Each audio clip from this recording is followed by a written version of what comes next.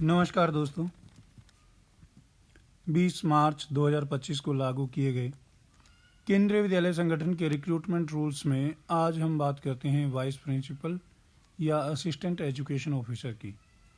मैंने पहले भी इसके संबंध में एक वीडियो बनाई थी, लेकिन किसी तकनीकी खराबी के कारण से उसमें आवाज़ नहीं थी, तो मैंने इसलिए साथियों के कहने पर मैंने दोबारा फिर इस वीडियो को बनाया।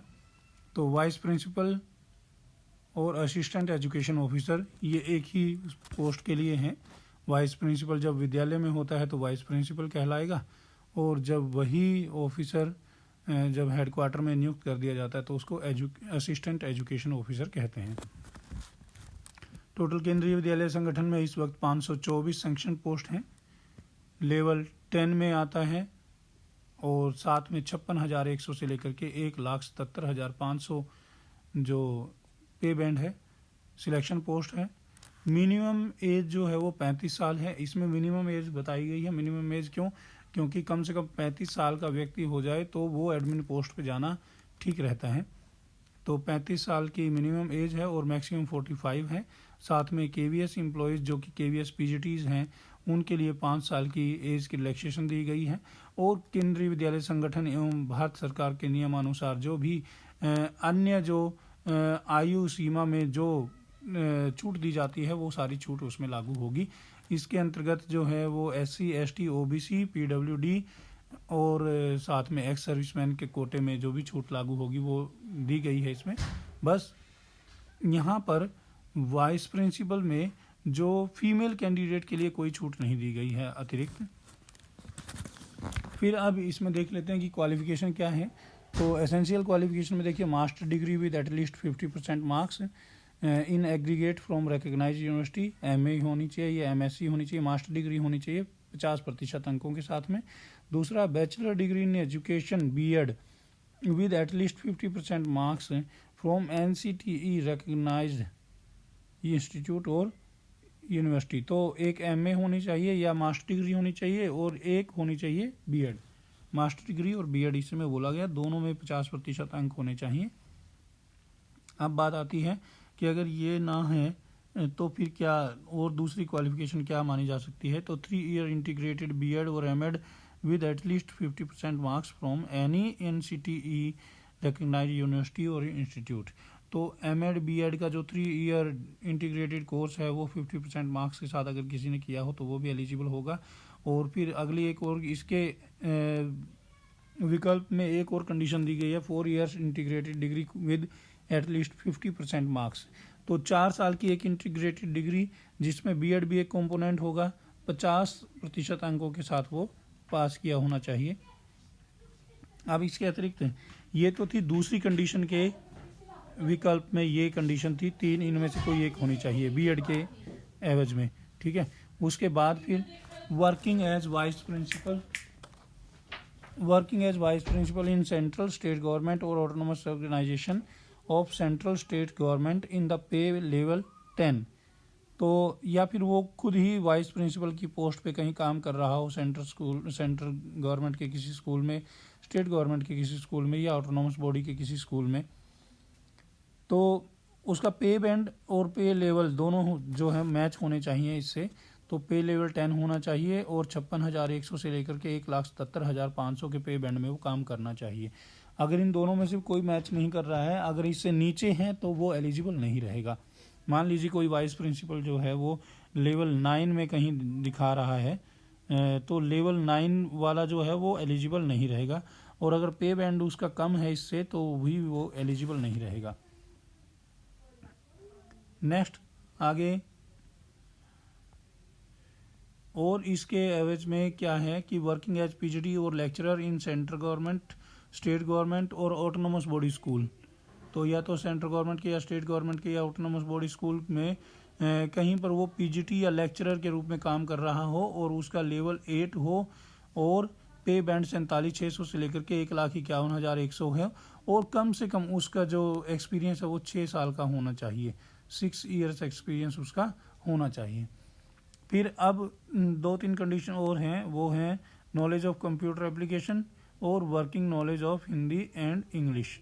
कंप्यूटर चलाना अच्छे से आना चाहिए, वर्क और साथ में हिंदी एवं इंग्लिश का कार्य साधक ज्ञान होना चाहिए, वो उसमें मतलब उसमें कोई किसी प्रकार की समस्या ना आए। अब एज बार जो है वो प्रमोटीज के लिए कोई एज बार नहीं है, ना ही एजुकेशन क्वालिफिकेशन का कोई इशू है, क्योंकि पीजीटी जो बनते हैं केवीएस में वो पहले ही बीएड और पोस्ट ग्रेजुएशन करके ही आते हैं, तभी वो उसमें पीजीटी लगते हैं।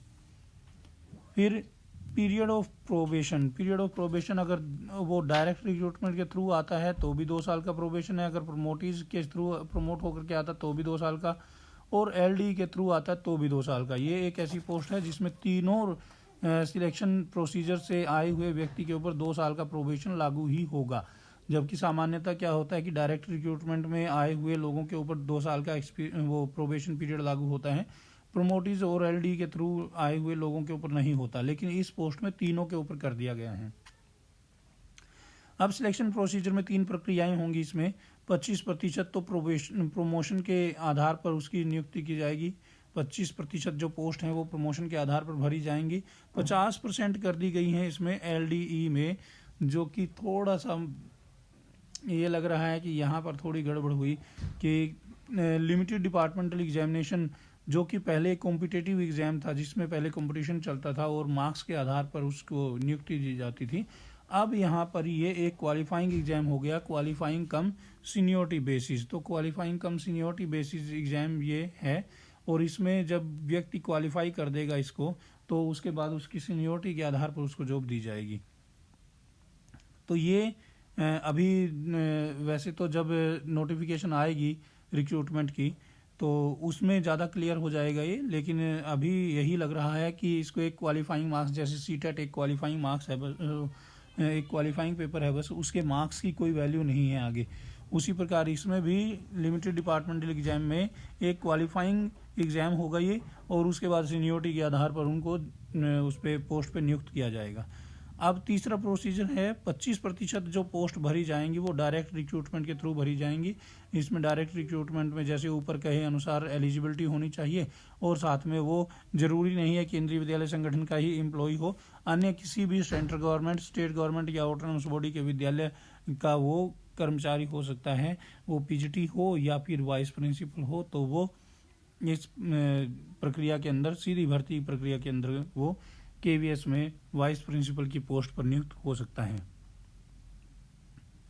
अब प्रमोशन की बात करें तो प्रमोशन में जो है वो 5 साल का एक्सपीरियंस होना चाहिए रेगुलर सर्विस पीजीटी के रूप में, और तब जाकर के वो एलिजिबल होंगे।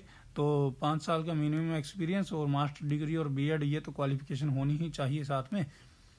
और उसके बाद दूसरा है limited departmental exam. Limited departmental exam में जो पीजीटी केवीएस में 5 साल से काम कर रहे हैं रेगुलर सर्विस में, उन पीजीटीज में से वो लिमिटेड डिपार्टमेंटल एग्जाम में अपीयर हो सकते हैं, और वो जब क्वालिफाई कर लेंगे इस एग्ज़ाम को तो सीनियोरिटी बेस पे उनको पोस्टिंग दी जाएगी वाइस प्रिंसिपल की। अब बात करते हैं डीपीसी की। तो डीपीसी में भी प्रमोशन में 25% इसमें दिया गया है, तो इसलिए डीपीसी में जो कमेटी बनेगी वो बनेगी एडिशनल कमिश्नर एडमिन और एकेडमिक, इनमें से कोई एक एडमिन हो या एकेडमिक हो, चेयरमैन होगा इसका कमेटी का, और साथ में जॉइंट कमिश्नर एकेडमिक जो होंगे वो मेंबर होंगे,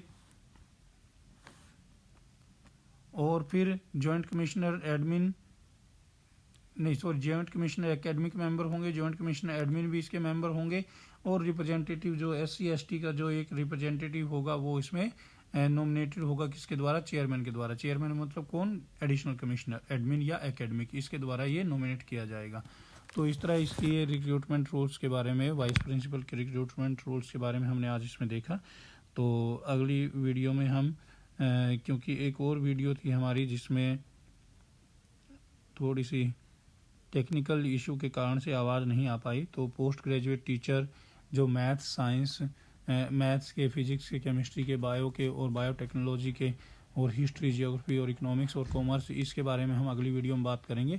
तो आशा है आप सभी को ये वीडियो अच्छी लगी होगी और आप लोगों को इसके संबंध में रिक्रूटमेंट रूल्स के बारे में जानकारी हुई होगी। तो पढ़ते रहिए और आगे बढ़ते रहिए। बहुत बहुत धन्यवाद आप सभी साथियों का।